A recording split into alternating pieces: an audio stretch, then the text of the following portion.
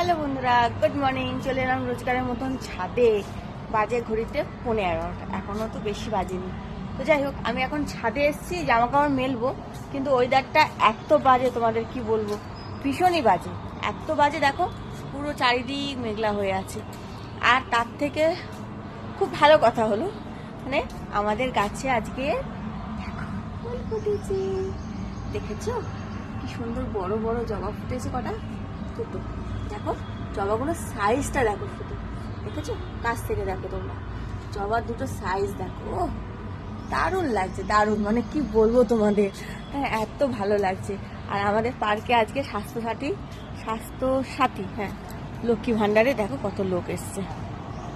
দেখো এই যে বয়স্ক লোকেরা সবাই এসছে। এখানে কি হচ্ছে, ওই দুয়ারে সরকারের কি কি হচ্ছে, তো চলো পরে আসছে।